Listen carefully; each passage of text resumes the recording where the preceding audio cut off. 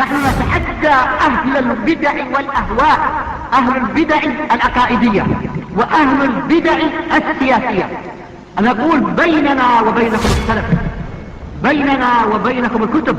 كان أحمد يقول البدع بيننا وبينكم الجنائز. إن الحمد لله نحمده ونستعينه ونستغفره ونعوذ بالله من شرور أنفسنا ومن سيئات أعمالنا، من يهده الله فلا مضل له ومن يضلل فلا هادي له، وأشهد أن لا إله إلا الله وحده لا شريك له، وأشهد أن محمدا عبده ورسوله. يا أيها الذين آمنوا اتقوا الله حق تقاته ولا تموتن إلا وأنتم مسلمون. يا أيها الناس اتقوا ربكم الذي خلقكم من نفس واحدة وخلق منها زوجها وبث منهما رجالا كثيرا ونساء، واتقوا الله الذي تساءلون به والأرحام إن الله كان عليكم رقيبا. يا أيها الذين آمنوا اتقوا الله وقولوا قولا سديدا يصلح لكم أعمالكم ويغفر لكم ذنوبكم، ومن يطع الله ورسوله فقد فاز فوزا عظيما. فإن أصدق الحديث كتاب الله، وأحسن الهدي هدي محمد صلى الله عليه وسلم، وشر الأمور محدثاتها فإن كل محدثة بدعة، وكل بدعة ضلالة، وكل ضلالة في النار. أما بعد،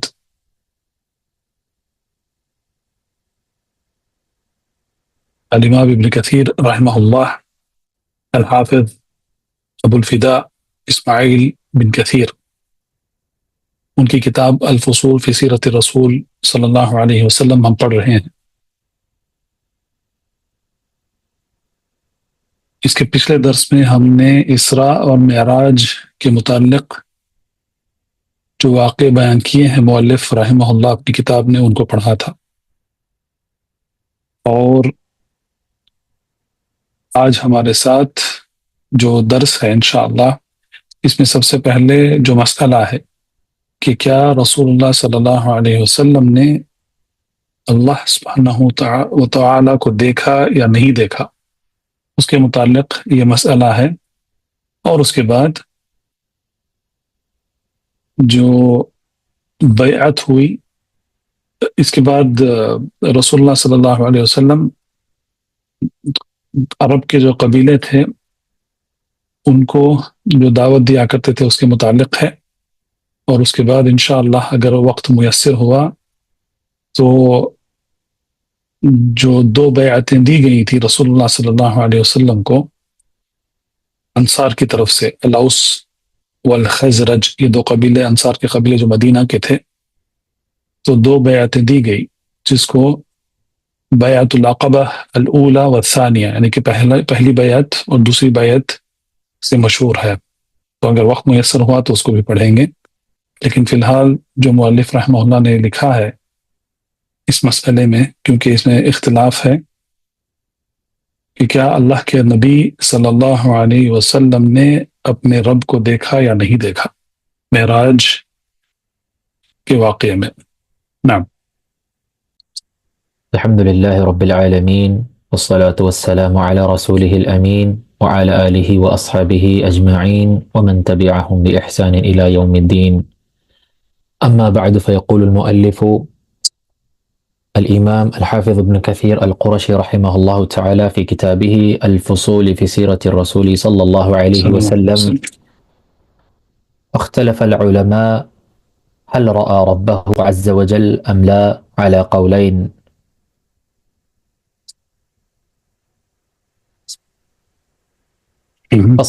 فصح عن ابن عباس أنه قال رأى ربه، وجاء في رواية عنه رآه بفؤاده، وفي الصحيحين عن عائشة رضي الله تعالى عنها أنها أنكرت ذلك على قائله،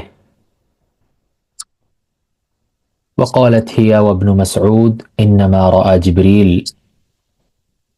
وروى مسلم في صحيحه من حديث قتادة عن عبد الله بن شقيق عن أبي ذر أنه قال سألت رسول الله صلى الله عليه وسلم هل رأيت ربك؟ قال نور أنا أراه، وفي رواية رأيت نورا. فهذا الحديث كاف في هذه المسألة.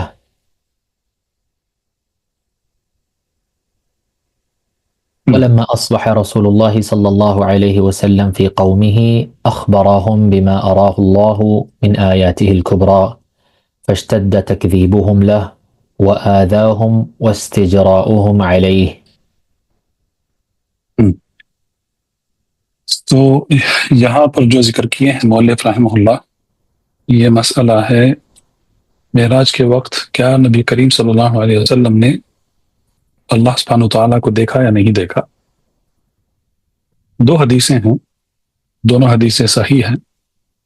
پہلی حدیث جیسا مؤلف رحمہ اللہ نے یہاں پر ذکر کیا ہے فصح عن ابن عباس، یہ حدیث صحیح حدیث ہے جو عبداللہ بن عباس رضی اللہ عنہما سے روایت کی گئی ہے کہ آپ صلی اللہ علیہ وسلم نے اپنے رب کو دیکھا۔ اور وجاء فی روایت انہ، ایک اور روایت میں یہ بات آئی ہے کہ آپ صلی اللہ علیہ وسلم نے اپنے رب کو اپنے دل سے دیکھا، بفؤادہ، فؤاد دل کو کہتے ہیں عربی میں، نام بھی رکھتے ہیں فؤاد، اور اس کا جمع ہے افئدہ، فؤاد دل کو کہتے ہیں۔ تو آپ صلی اللہ علیہ وسلم اپنے دل سے دیکھا۔ اور فی الصحیحین، اور بخاری اور مسلم کی حدیث ہے عائشہ رضی اللہ عنہا سے مروی، اس میں عائشہ نے کہا کہ جس نے یہ کہا کہ رسول اللہ صلی اللہ علیہ وسلم نے اپنے رب کو دیکھا تو اس نے اللہ کے رسول صلی اللہ علیہ وسلم پر جھوٹ باندھا ہے۔ تو ہمارے سامنے دو حدیثیں ہیں، دونوں حدیثیں صحیح ہیں۔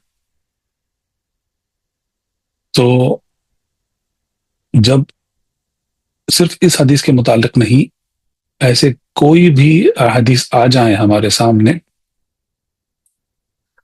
جس میں ظاہری طور پر یہ نظر آتا ہے کہ اس میں تعارض ہے، عربی میں تعارض کہتے ہیں اختلاف کو، یعنی کہ ایک دوسرے سے ٹکرانا۔ ظاہری طور پر یہ لگتا ہے کہ یہ حدیث ایک اور حدیث سے ٹکرا رہی ہے، لیکن قاعدہ یہ ہے کہ اگر حدیث کی صحت ثابت ہو گئی تو قطعی طور پر اس میں اختلاف، تعارض یا ایک حدیث کا دوسرے حدیث سے ٹکرانا ناممکن ہے۔ یہ علماء نے اس پر قاعدہ باندھ دیا ہے۔ تقصیر کہاں ہوتی ہے؟ لوگوں کے فہم میں تقصیر ہوتی ہے، لیکن جب ہمارا عقیدہ یہ ہے کہ احادیث بھی وحی ہیں، اللہ سبحانہ وتعالیٰ نے جس طریقے سے احادیث، جس طریقے سے قرآن کو نازل کیا ہے اسی طریقے سے احادیث کو بھی نازل کیا ہے۔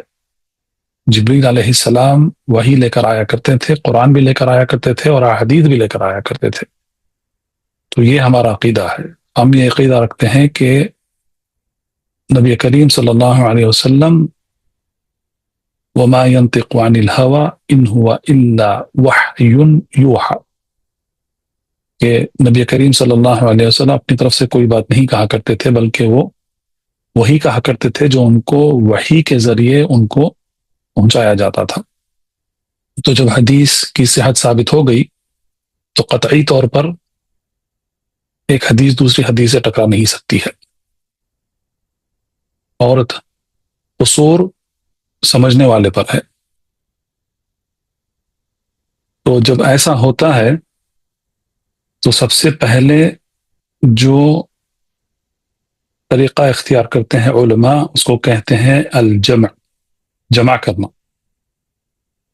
جیسا کہ یہاں پر کیا گیا ہے۔ اگر جمع کی کوشش کیے اور جمع ہو نہیں پا رہا ہے تو پھر دوسرا طریقہ ہے اس کے بعد کا، اس کو کہتے ہیں نسخ کو دیکھنا، نسخ، ناسخ اور منسوخ۔ تو ناسخ اور منسوخ یہ بہت اہم اصل ہے قرآن اور حدیث کو سمجھنے کا، کیونکہ احکام نازل ہوا کرتے تھے، حکم نازل ہوتا تھا، پھر وہ حکم کو ہٹا دیا جاتا تھا، اس کی جگہ نیا حکم آیا کرتا تھا۔ ایسے کئی مسائل ہیں۔ مثال کے طور پہ شراب کی تحریم کس طریقے سے کی گئی؟ سب سے پہلے یہ نہیں کہا گیا کہ شراب حرام ہے چھوڑ دو اس کو۔ پہلا مرحلہ تھا، کہا گیا کہ اگر نشے کی حالت میں کوئی شخص ہے تو وہ نماز کے لیے نہیں آئے گا۔ تو یہ بات صحابہ پر بہت بھاری پڑی، تو انہوں نے شراب پینا کم کر دیا، کیونکہ شراب پیتے ہیں، نشہ چڑھ جاتا ہے، تو نماز میں کیا پڑھ رہے ہیں کوئی خیال نہیں رہتا ہے۔ تو ان سے محبت تھی نماز سے، ان کو محبت تھی نماز سے، تو وہ نماز نہیں چھوڑنا چاہتے تھے، تو کیا کریں، کم کر دیے۔ یہ پہلا مرحلہ تھا۔ یہ آیت قرآن میں ہے، لیکن آج کوئی آ کر یہ نہیں کہہ سکتا کہ میں شراب پیوں گا نعوذ باللہ، لیکن میں نماز کے لیے نہیں آؤں گا، کیونکہ یہ حکم منسوخ ہو گیا ہے۔ اس کو کہتے ہیں منسوخ۔ اور اس کے بعد کا جو حکم آیا وہ حکم ناسخ ہے۔ دوسرا مرحلہ یہ تھا کہ یہ کہا گیا کہ شراب میں نقصانات زیادہ ہیں اور فائدے بہت کم ہیں، تو اس سے اور کم ہو گئی۔ تو پہلا مرحلہ نماز کو نہ آنے کا تھا، وہ حکم منسوخ ہو گیا۔ اس کی جگہ جو حکم آیا اس کو کہتے ہیں ناسخ، کہ شراب کے نقصانات زیادہ ہیں، تو لوگ اور کم ہو گئے پینا۔ پھر اس کے بعد تیسرا مرحلہ یہ آیا کہ کہا گیا کہ شراب جو ہے یہ شیطان کا عمل ہے، شراب پینا۔ تو وہاں پر تحریم قائم کر دی گئی اور حد قائم کر دی گئی کہ اگر کوئی شراب پیتا ہے تو اس کو کوڑے مارے جاتے ہیں۔ تو یہ تیسرا مرحلہ تھا۔ تو آخری جو حکم ہے شراب کی تحریم کا، جو حکم ہے وہ حکم برقرار ہے، اور وہ حکم ناسخ ہے اس کے پچھلے دو حکموں کا۔ تو اس کے پچھلے دو حکمیں ہیں وہ منسوخ ہو گئے ہیں، جس کو کہتے ہیں ناسخ اور منسوخ۔ تو یہ دوسرا طریقہ اختیار کرتے ہیں علماء، یہ دیکھنے کے لیے کہ اگر حدیث میں ظاہری طور پر اگر ایک حدیث دوسری حدیث سے ٹکرا رہی ہے تو کیا کیا جائے۔ پہلا ہے جمع، دوسرا ہے ناسخ اور منسوخ کو دیکھنا، تیسرا ہے اس کو کہتے ہیں ترجیح۔ تو ترجیح کرتے ہیں علماء، اور اس کے بعد اگر اس کے باوجود بھی نہیں ہو رہا ہے تو توقف، یعنی کہ رک جاتے ہیں، کچھ نہیں کرتے ہیں۔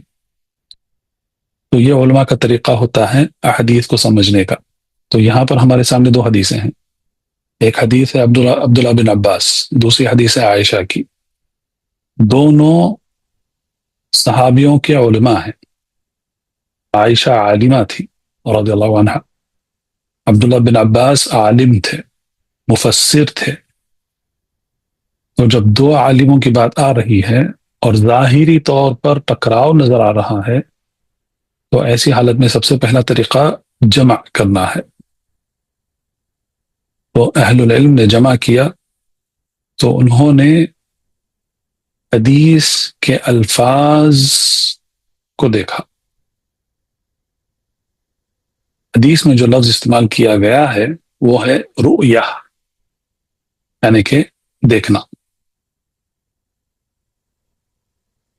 عربی میں رؤیت دو قسم کی ہوتی ہے، ایک ہے رؤیت جو آنکھوں سے ہوتی ہے، آنکھوں سے دیکھنا، اس کو بھی رؤیت کہتے ہیں، اور دوسرا جو دل سے دیکھا جاتا ہے اس کو بھی رؤیت کہتے ہیں۔ تو یہ لفظ عام ہے، آنکھوں سے بھی دیکھنا اور دل سے بھی دیکھنا۔ تو اسی لیے خواب کو بھی رؤیا کہتے ہیں عربی میں، کیونکہ خواب آنکھوں سے تو دیکھا نہیں جاتا ہے بلکہ دل سے دیکھا جاتا ہے، تو اسی لیے اس کو بھی رؤیا کہتے ہیں۔ تو رؤیت دو قسم کی ہے، آنکھ سے دیکھنا اور دل سے دیکھنا۔ اور جو خاص لفظ ہے آنکھوں سے دیکھنے کے لیے، صرف آنکھوں سے دیکھنے کے لیے جو لفظ استعمال ہوتا ہے وہ بصر. اسی سے اللہ سبحانہ وتعالیٰ کا نام لیا جاتا ہے البصیر، دیکھنے والا. تو بصر کا مطلب ہے دیکھنا آنکھوں سے. بصیرت بھی کہتے ہیں اس کو، کہتے ہیں اردو میں بھی یہی لفظ استعمال کرتے ہیں، کہتے ہیں کہ ان کی آنکھوں کی بصیرت چلی گئی، یعنی کہ وہ اندھے ہو گئے. امان اللہ وإیاکم.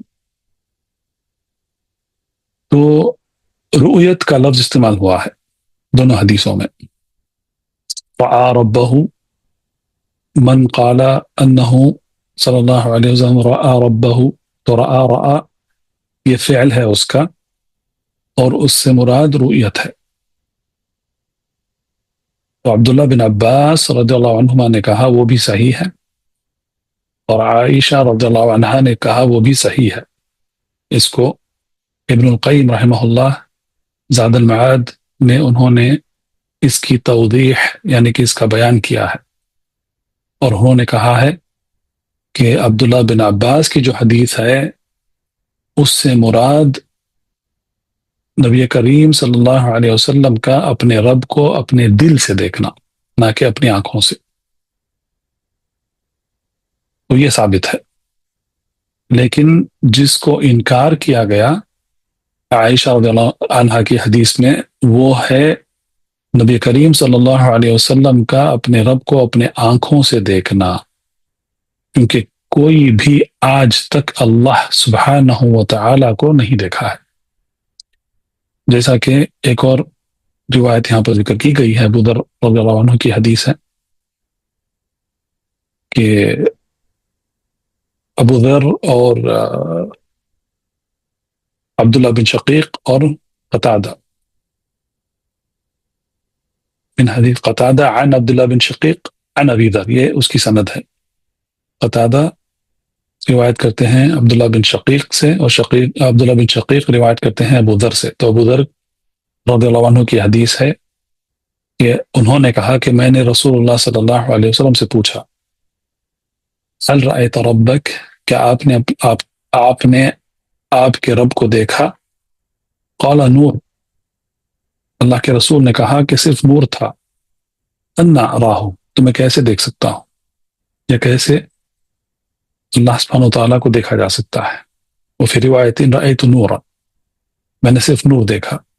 فہذا الحدیث کاف فی هذه المسئلہ، اور یہ حدیث اس مسئلے میں کافی ہے کہ رسول اللہ صلی اللہ علیہ وسلم نے صرف نور دیکھا، اللہ سبحانہ وتعالیٰ کو نہیں دیکھا. تو یہاں پر جمع کیا گیا ہے دونوں حدیثوں میں، اور اس سے مسئلے کا حل ہو جاتا ہے.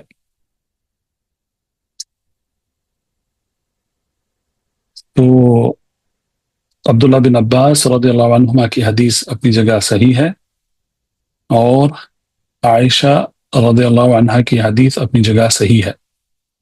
لیکن دیکھنا ہے تو نبی کریم صلی اللہ علیہ وسلم نے اپنے رب کو اپنے دل سے دیکھا ہے. تو یہ جو مسئلہ ہے رؤیت کا، اس کو سمجھنا بہت ضروری ہے، کیونکہ تھوڑا ہم اس مسئلے سے تھوڑا ہٹ رہے ہیں. لیکن جو اللہ سبحانہ وتعالیٰ کے اسماء و صفات کا انکار کرتے ہیں، جہمیہ، معتزلہ، مرجیہ اور بعض اشاعرہ، یہ رؤیت کا انکار کرتے ہیں. یہ کہتے ہیں کہ قیامت کے دن اللہ سبحانہ وتعالیٰ کو بھی نہیں دیکھا جا سکتا ہے، جبکہ آیات اور احادیث دلائل کے طور پر موجود ہیں کہ مومن اپنے رب کو دیکھیں گے قیامت کے دن، اور اس کے بعد جنت میں جب داخل ہو جائیں گے تو وہاں پر بھی جو جنتی ہیں وہ بھی اپنے رب کو دیکھیں گے. تو یہ ثابت ہے. تو سورۃ القیامہ کی جو آیت ہے، وجوہ یومئذ ناظرہ، ضاد کے ساتھ، ناظرہ الی ربها ناظرہ. تو یہ عربی کی خاصیت ہے کہ سب سے پہلے یہ آیت میں جو ذکر کیا گیا ہے کہ وجوہ یومئذ ناظرہ، ضاد سے، تو ناظرہ کا مطلب ہے خوبصورتی سے چمک اٹھنا، تو اس کو ناظرہ کہتے ہیں. اردو میں نام رکھتے ہیں نادرہ کہتے ہیں اس کو، لیکن اصل میں وہ ضاد سے ہے. نادرہ یعنی کہ بہت خوبصورت. تو مومن کے جو چہرے ہوں گے قیامت کے دن وہ چمک اٹھیں گے اور وہ خوبصورتی سے بھر دیے جائیں گے. اور الی ربها ناظرہ، غا کے ساتھ، نظر سے. تو یہاں پر نظر کا جو لفظ ہے وہ الی کے ساتھ استعمال کیا گیا ہے. تو اس کا مطلب یہ ہے کہ جب نظر اور بصر اور رؤیا، اگر یہ اس طریقے کے جو الفاظ ہیں، اگر یہ حرف الجر الا کے ساتھ اگر استعمال کیے جائیں، اس کا مطلب ہے کہ آنکھوں سے حقیقی طور پر دیکھنا. اگر الا نہیں ہے تو پھر اس کا معنی بدل سکتا ہے، لیکن الا اس آیت میں استعمال کیا گیا ہے. الا ربها، اپنے رب کی طرف، ناظرہ، چہرے دیکھتے رہیں گے، اپنے رب کو دیکھیں گے. تو یہ رؤیت جو ہے یہ ثابت ہے، یہ قیامت کے دن ہے. اور آج تک اللہ کو کسی نے نہیں دیکھا ہے، نہ محمد صلی اللہ علیہ وسلم نے دیکھا ہے، اور نہ جبریل نے دیکھا ہے، نہ کسی نے دیکھا ہے. اور ایک اور حدیث میں آیا ہے کہ اللہ کا جو حجاب ہے وہ حجاب نور ہے، حجاب و نور. اگر وہ حجاب ہٹ گیا تو اللہ سبحانہ وتعالیٰ کی نظر جہاں تک جائے گی وہاں تک سارے مخلوقات جل کر راکھ ہو جائیں گے. تو اسی لیے اس دنیا میں اس حالت میں کوئی نہیں دیکھ سکتا ہے، اس زمانے میں کوئی نہیں دیکھ سکتا ہے اپنے رب کو. اگر جو مومن دیکھیں گے، اللہ تعالیٰ ہم کو ان میں سے بنائے جنہیں اللہ سبحانہ وتعالیٰ کی رؤیت نصیب ہوگی. تو وہ عظیم نعمت ہے، سب سے عظیم نعمت ہے، جنت سے بھی بڑھ کر نعمت ہے وہ رؤیت اللہ سبحانہ وتعالیٰ کی. اس نعمت کو حاصل کرنے کے لیے مومن کو تیار کیا جائے گا، کیونکہ ہمارا جو قد رہے گا آخرت میں وہ الگ رہے گا. آج ہمارا قد 6 فٹ ہے، 7 فٹ ہے سب سے زیادہ، لیکن جیسا کہ حدیث میں آیا ہے کہ مرد جو ہیں ان کا قد آخرت میں، ان کا قد تقریباً 180 فٹ کے رہیں گے. 60 گز، یعنی کہ تقریباً 3 فٹ. تو 180 فٹ کے مرد رہیں گے اور 40 گز کی عورتیں، یعنی کہ ان کا قد تقریباً 120 قدم، 120 فٹ کا رہے گا. تو یہ ایک ہے. دوسرا، جو ناظرہ کا جو لفظ استعمال کیا گیا ہے سورۃ القیامہ کی آیت میں، اس کی تفسیر میں اہل العلم نے یہ بھی لکھا ہے کہ چہرے بھی تیار کیے جائیں گے، ان کو خوبصورتی سے بھر دیا جائے گا، وہ چمکتے رہیں گے. اس کے بعد ہی اللہ سبحانہ وتعالیٰ کا دیدار ہوگا. تو یہ بہت اہم مسئلہ ہے کہ اللہ سبحانہ وتعالیٰ کو آج تک کسی نے نہیں دیکھا ہے. دیکھیں گے تو صرف مومن دیکھیں گے قیامت میں. اور جیسا سورۃ المطففین کی آیت ہے کہ کفار جو ہیں وہ اپنے رب کو نہیں دیکھیں گے، ان کے اور ان کے رب یعنی کہ اللہ سبحانہ وتعالیٰ کے درمیان ایک حجاب ڈال دیا جائے گا، جس سے وہ ان کو اللہ سبحانہ وتعالیٰ کی رؤیت نصیب نہیں ہوگی. یہ کفار کے متعلق ہے. تو اس کا مفہوم المخالفہ یعنی کہ اس کا جو معنی بنتا ہے، اگر ہم اس کا عکس معنی لیں گے تو اس کا مطلب یہ ہے کہ جب کفار نہیں دیکھیں گے تو اس کا مطلب یہ ہے کہ مومن دیکھیں گے، تو یہ اس کا عکسی معنی بنتا ہے۔ بہرحال یہ جو مسئلہ ہے یہ مسئلہ بہت اہم مسئلہ ہے، اور یہاں پر ابن کثیر رحمہ اللہ اور ابن قیم نے اپنی کتاب میں اس کی وضاحت کر دی ہے۔ تو یہ دونوں حدیثوں کا جمع ہے۔ اس کے بعد مؤلف رحمہ اللہ نے کہا کہ علما اصبح رسول اللہ صلی اللہ علیہ وسلم، جب معراج کا واقعہ ختم ہو گیا اور صبح میں داخل ہوئے تو سب لوگوں کو پتہ چلا کہ کیا ہوا تھا رات میں۔ فی قومہ اخبرہم بما اراہ اللہ من آیاتہ الکبریٰ، تو رسول اللہ صلی اللہ علیہ وسلم نے بتایا کفار مکہ کو بتایا کہ انہوں نے کیا دیکھا تھا۔ تو سب سے پہلے سب جانتے تھے کہ نبی کریم صلی اللہ علیہ وسلم بیت المقدس کا سفر نہیں کیے ہیں، انہوں نے صرف شام کا سفر کیا تھا۔ اگر آپ کو یاد ہے جب ان کی عمر کتنے سال کی تھی؟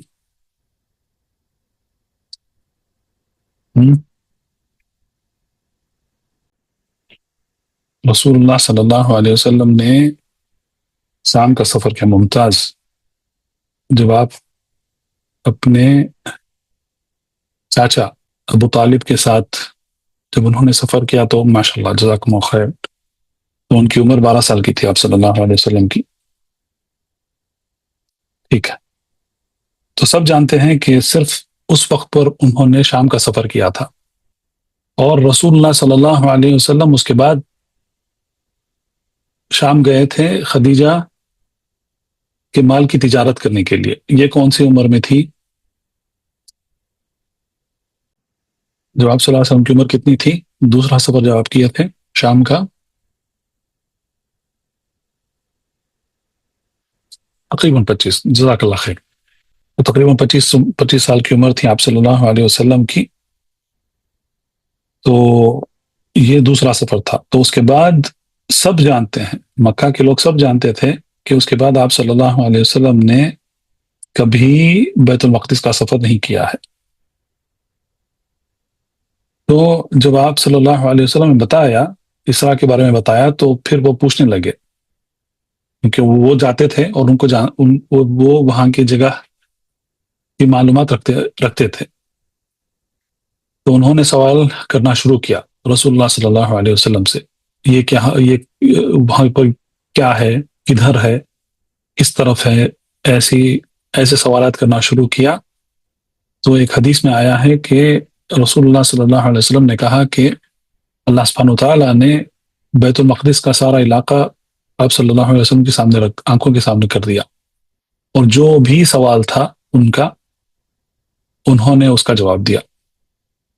تو پورے ان کا جواب جو تھا رسول اللہ صلی اللہ علیہ وسلم کا، وہ پورا مطمئن جواب تھا، جس سے کوئی بھی سوال کرنے والا مطمئن ہو جاتا تھا، لیکن اس کے باوجود بھی انہوں نے رسول اللہ صلی اللہ علیہ وسلم پر ایمان نہیں لایا۔ پھر یہ تو اسراء کے متعلق تھا، جب معراج کے بارے میں پتہ چلا تو وہ تو اور اسراء سے بھی اور بڑا واقعہ ہے۔ تو ان کا یہ حال تھا، کفار مکہ کا یہ حال تھا کہ انہوں نے سیدھا اس کا انکار کر دیا اور مزاح اڑانا شروع کر دیے۔ لیکن جب یہ بات ابو بکر الصدیق رضی اللہ عنہ کو معلوم ہوئی تو انہوں نے پوچھا کہ ان سے پوچھا، ابو بکر صدیق سے پوچھا کہ کیا تم جانتے ہو کہ صاحب کہتے تھے رسول اللہ صلی اللہ علیہ وسلم کو، ابو بکر کے، کہ آپ کے صاحب کیا کہہ رہے ہیں، یعنی کہ رسول اللہ صلی اللہ علیہ وسلم کیا کہہ رہے ہیں؟ تو ابو بکر نے پوچھا کیا کہہ رہے ہیں؟ تو انہوں نے کہا کہ انہوں نے اسراء اور معراج کا سفر کر لیا۔ تو ابو بکر صدیق رضی اللہ عنہ نے بغیر کوئی ہچکچاہٹ کے، جس کو ہم کہتے ہیں پلک بھی نہیں جھپکا، انہوں نے کہا کہ اگر محمد صلی اللہ علیہ وسلم نے کہا ہے تو وہ سچ ہے۔ تو فوراً اس کی تصدیق کر دی ابو بکر الصدیق رضی اللہ عنہ۔ تو تبھی تب سے ان کا نام صدیق، لقب ان کا صدیق لگا، ان کا لقب ابو بکر صدیق رضی اللہ عنہ. تو یہ ان کا حال تھا، اور کفار مکہ کا حال یہ تھا کہ فاشتد تکذیبہم، تو ان کا نبی کریم صلی اللہ علیہ وسلم کو جھٹلانا اور زیادہ ہو گیا اور شدت پکڑ لیا، اور انہوں نے زیادہ تکلیف پہنچانا شروع کر دیا رسول اللہ صلی اللہ علیہ وسلم کو. نعم. اس کے بعد قال رحمه الله: وجعل رسول الله صلى الله عليه وسلم يعرض نفسه على القبائل أيام الموسم ويقول: من رجل يحملني إلى قومه فيمنعني حتى أبلغ رسالة ربي.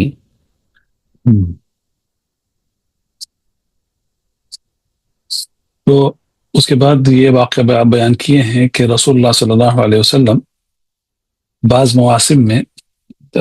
مواسم ہوا کرتے تھے اس زمانے میں بھی، کہ عرب کے قبائل جمع ہوتے تھے ایک جگہ، تو بازاریں لگتے تھے، جیسا کہ سوق عکاظ مشہور ہے، تو وہاں پر بازاریں لگتے تھے جہاں پر سارے عرب قبیلے آتے تھے. عموماً یہ جو حرمت کے مہینے ہیں اس میں یہ ہوا کرتے تھے، کیونکہ اس میں وہ ایک دوسرے سے لڑنا روک دیتے تھے. عرب قبیلے تھے، ایک دوسرے سے لڑا کرتے تھے، وہ جنگیں ہو جاتی تھیں قبیلوں کے درمیان، اور بعض قبیلے ایسے تھے کہ اگر کوئی دوسرا قبیلہ وہاں سے گزر رہا ہے تو ان پر وہ ہجوم کر دیتے تھے، حملہ کر دیتے تھے. تو اسی لیے عموماً جو 4 مہینے ہیں حرمت کے مہینے، رجب، ذوالقعدہ، ذوالحجہ اور محرم، یہ 4 مہینوں میں عموماً ایسے بازار لگتے تھے، یا ایسے محفلیں لگتی تھیں شعر و شاعری کی، جس میں سارے عرب قبائل آیا کرتے تھے. تو ایسے مواسم میں، اسی لیے ایام الموسم، تو ایسے موسم میں رسول اللہ صلی اللہ علیہ وسلم جا کر یہ کہا کرتے تھے، ان قبیلے والوں سے یہ کہا کرتے تھے کہ من رجل یحملنی الی قومہ، کون ہے جو مجھے، یعنی کہ کوئی ایک قبیلے کا شخص ہے جو مجھے اپنے قبیلے کے پاس لے کر جائے گا. فیمنعنی حتی ابلغ رسالت ربی، تو اور مجھے بچائے گا جب تک کہ میں میرے رب کا پیغام ان تک نہیں پہنچا دوں. فإن قریشا، اور یقیناً قریش جو قبیلہ تھا، منعونی، انہوں نے مجھے منع کر رکھا ہے، ان ابلغ رسالت ربی، انہوں نے مجھے منع جکڑ کے رکھ دیا ہے کہ میں میرے رب کا پیغام ان تک پہنچاؤں. تو یہ کہا کرتے تھے آپ صلی اللہ علیہ وسلم عرب کے قبائل جو جمع ہوتے تھے وہاں پر ان کو. اس کے بعد قال رحمه الله: هذا وعمه أبو لهب لعنه الله وراءه يقول للناس لا تسمعوا منه فإنه كذاب. اور انہوں نے کہا ہے رحمہ اللہ کہ، اور یہ ابو لہب رسول اللہ صلی اللہ علیہ وسلم کا چاچا، وعمہ، اس سے پہلے ہم دیکھے ہیں کہ اس کا نام تھا عبد العزہ، عزہ کا بندہ. تو ابو لہب لعنہ اللہ، اللہ کی لعنت اس پر ہو، رسول اللہ صلی اللہ علیہ وسلم کا چاچا تھا. تو جب رسول اللہ صلی اللہ علیہ وسلم اپنی دعوت لے کر جاتے تھے تو ان کے پیچھے پیچھے جاتا تھا، وراءہ یقول للناس، اور پیچھے پیچھے جاتا اور یہ کہتا لا تسمع من، ان کی باتیں مت سنو، فإنہ کذاب، اس لیے کہ وہ جھوٹے ہیں. بھتیجا تھے رسول اللہ صلی اللہ علیہ وسلم، بھتیجا، اور یہ چاچا. اس نے نہ رشتہ داری کا لحاظ رکھا، نہ خونی رشتے کا لحاظ رکھا، کچھ نہیں رکھا. کہتا اپنے بھتیجے کو کہتا تھا کہ نعوذ باللہ، اللہ کے رسول صلی اللہ علیہ وسلم جھوٹے ہیں.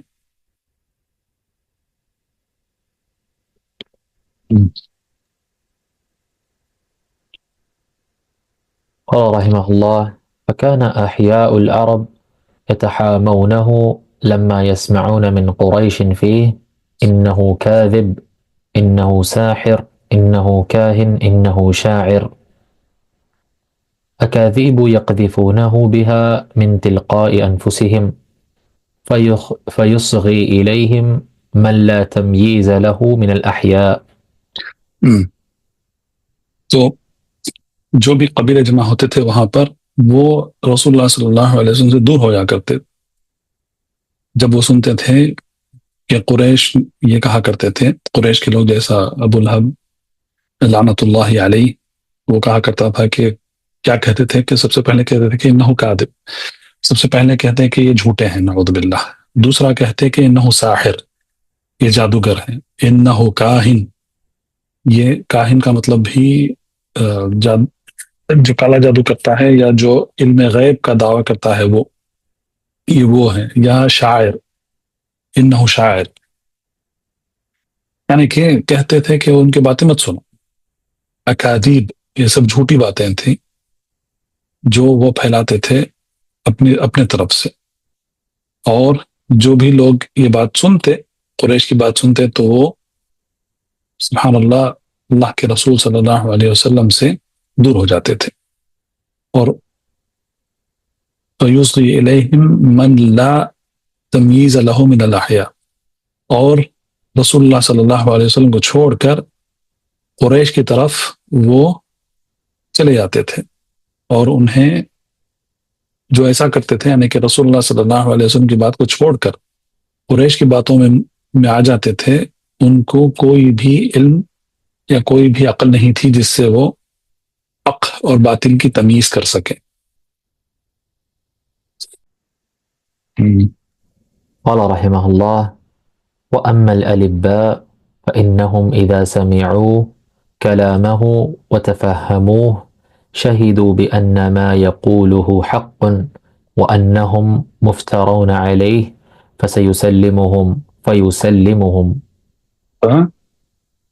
فيسلمون أحسن الله إليك فيسلمون، أسلم يسلم، دخل في الإسلام، فيسلمون۔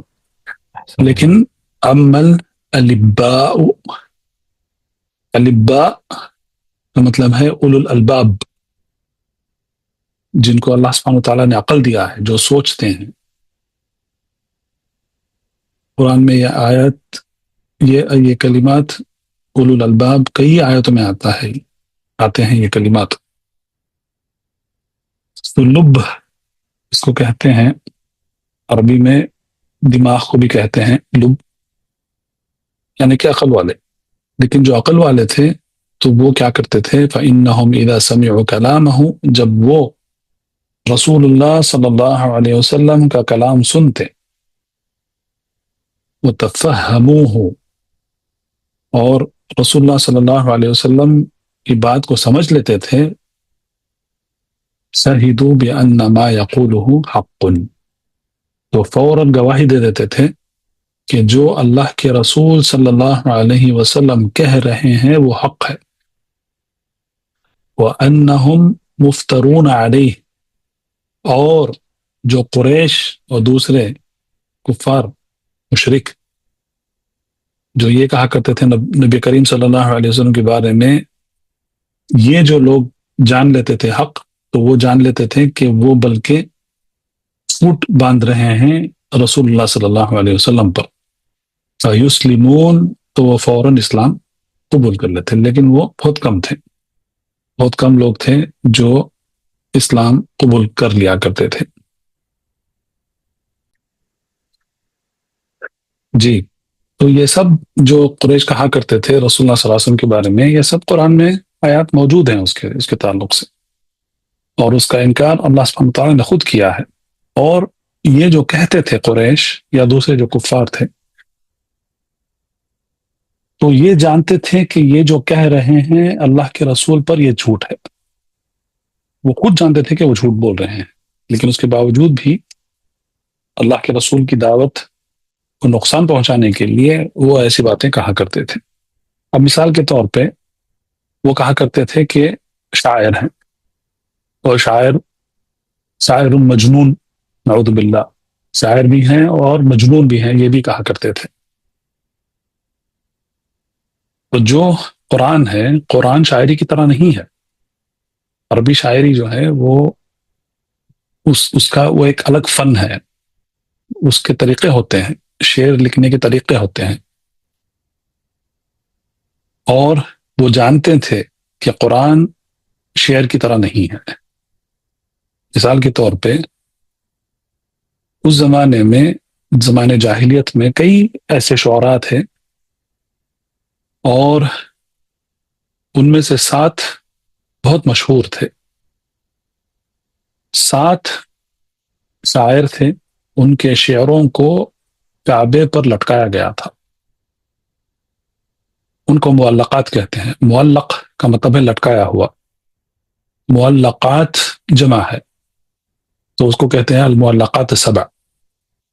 5 معلقات یعنی کہ 5 منظومے جس میں شاعری ہے، یہ لکھ کر کعبے پر لٹکایا گیا تھا۔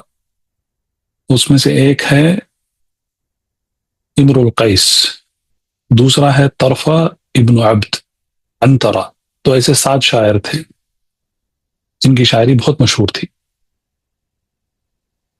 تو جو شاعری لکھی جاتی تھی اس زمانے میں، ہر ایک شعر کا وزن ہوتا ہے، اور عربی میں تقریباً 19 اوزان ہیں شاعری کے۔ ہر ایک شعر کا ایک خاص وزن ہوتا ہے۔ مثال کے طور پر امر القیس جو شاعری ہے، اس کا جو معلقہ ہے، یعنی کہ وہ قصیدہ یا وہ منظومہ جس کو امر القیس نے لکھا تھا اور اس کو کعبے پر لٹکایا گیا تھا، اس کو کہتے ہیں طویل۔ یہ وزن جو ہے وہ طویل وزن ہے، کیونکہ اس کے شعر جو ہیں وہ بہت لمبے ہوتے ہیں۔ اور دونوں، پہلا ایک میں نے پہلے بھی کہا ہے، جب ہم نے الارجوز علمیہ پڑھا تھا تو میں نے کہا تھا کہ ایک شعر کو بیت کہتے ہیں، یعنی کہ ایک گھر، بیت شعر کہتے ہیں اس کو، اور اس کے 2 سطریں ہوتے ہیں۔ پہلی سطر کو صدر کہتے ہیں اور دوسرے کو عجز کہتے ہیں۔ تو صدر اور عجز میں توازن ہوتا ہے۔ اس صدر میں، پہلے سطر میں جس طریقے سے کلمات جوڑے جاتے ہیں اور حرکات جوڑے جاتے ہیں، اسی طریقے سے دوسری سطر میں بھی اسی طریقے سے حرکات جوڑے جاتے ہیں۔ تو شاعر وہ واقعی بہت ذہین ہوتا ہے، شاعر خاص کر کے جو عربی شاعری لکھتا ہے وہ بہت ذہین ہوتا ہے، کیونکہ اس کو کئی چیزوں کا خیال رکھنا پڑتا ہے۔ مثال کے طور پر امر القیس کا جو معلقہ ہے، میں پڑھوں گا، آپ دیکھ سکتے ہیں کہ اس میں اور قرآن میں کتنا زمین آسمان کا فرق ہے۔ شاعری ہے ہی نہیں قرآن۔ امر القیس کا جو معلقہ تھا، اس کا پہلا جو بیت شعر ہے، اس کو مطلع کہتے ہیں۔ اس میں امر القیس کہتا ہے کہ قفا نبکی من ذکر حبیب و منزلی بسقط اللواء بین الدخول فحوملی فطوضها فالمقرات لم يعفر اسمها لما نسجته من جنوب وشمال۔ تو اس طریقے سے شاعری لکھا کرتے تھے۔ تو یہ شاعری ہے،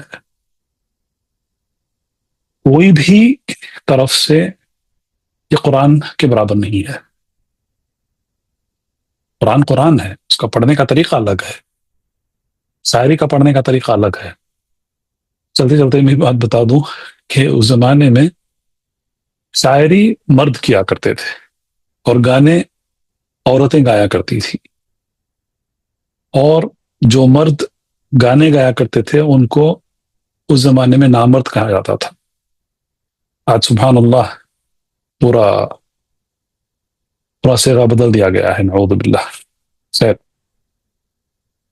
تو شاعری کا طریقہ الگ ہے، شاعری کا پڑھنے کا طریقہ الگ ہے، اور شاعری کو لکھنے کا طریقہ الگ ہے۔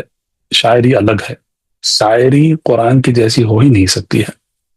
قرآن ہے، اللہ کا کلام ہے. قرآن کے آیتیں جس طریقے سے بنائی گئی ہیں، اس کو جس طریقے سے پڑھا جاتا ہے، وہ زمین آسمان کا فرق ہے. تو میں اتنا سب اس لیے کہہ رہا ہوں کہ جو عرب، خاص کر کے جو قریش، جو اس زمانے میں فصیح عرب کا مانے جاتے تھے، یعنی کہ ان کی فصاحت بہت زیادہ تھی. دوسرے بھی قبیلے تھے جو بہت بہت بہت زیادہ فصاحت سے بات کیا کرتے تھے، لیکن قریش بھی ان میں سے تھے. تو قریش جب اتنے فصیح تھے عربی میں اور شاعری میں اتنی مہارت رکھنے والے تھے، تو وہ جانتے تھے کہ قرآن شاعری نہیں ہے، اور وہ جانتے تھے کہ رسول اللہ صلی اللہ علیہ وسلم شاعری نہیں کہہ رہے ہیں، لیکن اس کے باوجود یہ جھوٹ کہا کرتے تھے رسول اللہ صلی اللہ علیہ وسلم پر کہ یہ شاعر ہے. تو بس یہ ایک مثال ہے. تو اس مثال پر آپ دوسری باتیں بھی لگا دیں، شاعر، مجنون، کاذب، جو بھی ہے، یہ سب جھوٹ ہے. وہ جانتے تھے کہ جھوٹ بول رہے ہیں، لیکن اس کے باوجود بھی اپنی بات چلانے کے لیے رسول اللہ صلی اللہ علیہ وسلم پر جھوٹ باندھا کرتے تھے. تو یہ پہلی بات ہے. دوسری بات، ایک بہت مشہور واقعہ ہے جس کو امام مسلم رحمہ اللہ انہوں نے اپنی کتاب میں، اپنی صحیح میں ذکر کیا ہے. وہ واقعہ ہے یا قصہ ہے ان کا، ضماد الازدی رضی اللہ عنہ. ضماد الازدی رضی اللہ عنہ، یہ ان کی ملاقات رسول اللہ صلی اللہ علیہ وسلم سے ہوئی، کیونکہ یہاں پر جو ابن کثیر رحمہ اللہ انہوں نے لکھا ہے کہ موسم میں رسول اللہ صلی اللہ علیہ وسلم لوگوں سے ملاقات کیا کرتے تھے اور ان کو اسلام کی دعوت دیا کرتے تھے وغیرہ وغیرہ. تو ضماد الازدی رضی اللہ عنہ وہ کہتے ہیں کہ جب وہ آئے اور وہ موسم میں وہ سوق میں داخل ہوئے، تو انہوں نے سنا کہ قریش کہہ رہے ہیں کہ محمد صلی اللہ علیہ وسلم کی بات مت سن، اپنے کانوں میں روئی رکھ لیں، اپنے کانوں میں انگلیاں رکھ لیں، ان کی بات مت سنیں، کیونکہ وہ جو بھی ہے، مجنون، شاعر، نعوذ باللہ، ساحر، جادوگر، کاہن وغیرہ وغیرہ ہیں. تو ضماد الازدی رضی اللہ عنہ کہتے ہیں کہ میں رقیہ کرنے والا تھا، یعنی کہ وہ رقیہ کیا کرتے تھے، لوگوں کو رقیہ کر کے ان کو علاج کیا کرتے تھے. تو وہ کہتے ہیں، میں بس مختصر سے بتا رہا ہوں کیونکہ وقت ہو رہا ہے. تو ضماد الازدی کہتے ہیں کہ جب میرے کانوں میں یہ بات پڑھی کہ محمد صلی اللہ علیہ وسلم مجنون ہے، نعوذ باللہ، تو میں نے سوچا کہ ہو سکتا ہے کہ ان کو علاج کی ضرورت ہے، تو میں جا کر ان کا علاج کروں گا، میں ان کو رقیہ کروں گا. ملاقات ہوئی آپ صلی اللہ علیہ وسلم سے. تو ضماد الازدی کہتے ہیں کہ میں نے یہ کہا آپ صلی اللہ علیہ وسلم سے کہ شاید آپ کو رقیہ کی ضرورت ہے، میں راقی ہوں، یعنی کہ میں رقیہ کرتا ہوں، تو میں آپ کو رقیہ کروں گا. رسول اللہ صلی اللہ علیہ وسلم نے خطبۃ الحاجہ پڑھ کے سنایا. کہا، ان الحمد للہ نحمده ونستعینه ونستغفره ونتوب الیہ ونعوذ باللہ من شرور انفسنا وسیئات اعمالنا من يهده الله فلا مضل له ومن يضلل فلا هادي له واشهد ان لا اله الا الله وحده لا شريك له واشهد ان محمدا عبده ورسوله. تو جب انہوں نے یہ سنا، کیونکہ یہاں پر جو ہم دیکھ رہے ہیں اما الالباء فانہم، جو بھی لکھا ہے کہ جس کو عقل ہے، جو جان سکتا ہے کہ حق کیا ہے، باطل کیا ہے، سچ کیا ہے، جھوٹ کیا ہے، جو جان سکتا ہے، ضماد الازدی رضی اللہ عنہ نے فوراً جان لیا کہ یہ جھوٹ نہیں ہے، نعوذ باللہ، یہ جادو نہیں ہے، یہ جنون نہیں ہے. تو کہتے ہیں کہ میں نے کہا، عید ایک اور بار سنا مجھے یہ جو آپ نے کہا. تو رسول اللہ صلی اللہ علیہ وسلم نے خطبۃ الحاجہ پھر سے سنایا. جب انہوں نے سنا تو کہا کہ واللہ یہ ایک مجنون کا کلام نہیں ہو سکتا ہے. تو انہوں نے فوراً پہچان لیا کہ جو رسول اللہ صلی اللہ علیہ وسلم نے کہا ہے وہ حق ہے. تو فوراً انہوں نے اسلام قبول کر لیا. انہوں نے کہا کہ اپنا ہاتھ بڑھائیں، میں تمہیں اسلام کی بیعت دیتا ہوں. لیکن رسول اللہ صلی اللہ علیہ وسلم نے کہا، کیونکہ ضماد الازدی بہرحال وہ اپنی قوم کے سردار تھے، تو اسی لیے آپ صلی اللہ علیہ وسلم نے کہا کہ میں آپ سے بیعت لوں گا لیکن آپ کی طرف سے اور آپ کی قوم کی طرف سے بیعت لوں گا. تو ضماد الازدی رضی اللہ عنہ نے کہا کہ میں آپ کو بیعت دیتا ہوں اسلام کی، میرے طرف سے اور میری قوم کی طرف سے. تو فوراً اسلام قبول کر لیا، اور ان کے ساتھ ان کی قوم نے بھی اسلام قبول کر لیا. ازد قبیلہ الازدی، اسی لیے ان کو ازدی کہتے ہیں. تو انہوں نے اسلام قبول کر لیا. تو یہ ایک اور مثال ہے کہ کس طریقے سے جن کے دل صاف ہیں، جن کی فطرت سلیم ہے، جو حق اور باطل کو پہچان سکتے ہیں، تو فوراً حق کو پہچان لیا ضماد الازدی نے، اور فوراً انہوں نے اسلام قبول کر لیا. تو یہ ایک چھوٹی سی مثال تھی کہ کس طریقے سے لوگوں نے بھی اسلام قبول کیا، آپ صلی اللہ علیہ وسلم کو بیعت دی اسلام کی اور اسلام میں داخل ہو گئے، لیکن یہ بہت کم لوگ تھے.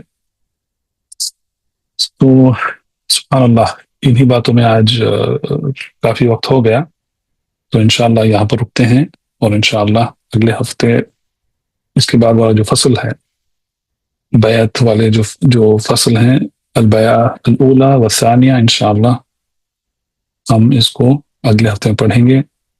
باللہ توفیق، صلی اللہ علی نبینا محمد وعلی آلہ وصحبہ وسلم. سبحانک اللہم بحمدک، اشہد ان لا الہ الا انت، استغفرک واتوب الیک.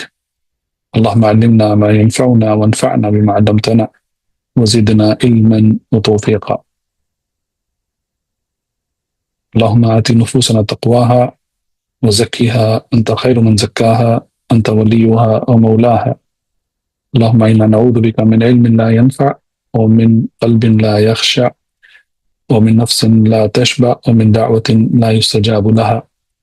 اللهم اغفر لنا ولوالدينا ولمشايخنا ولعلمائنا ولولاة أمورنا وللمؤمنين والمؤمنات والمسلمين والمسلمات الأحياء منهم والأموات إنك سميع قريب مجيب الدعوات. والله تعالى أعلى وأعلم. صلى الله على نبينا محمد وعلى آله وصحبه وسلم. بارك الله فيكم أجمعين. السلام عليكم ورحمة الله وبركاته. فاعلم أنه لا إله إلا الله واستغفر لذنبك وللمؤمنين والمؤمنات والله يعلم متقلبكم ومثواكم.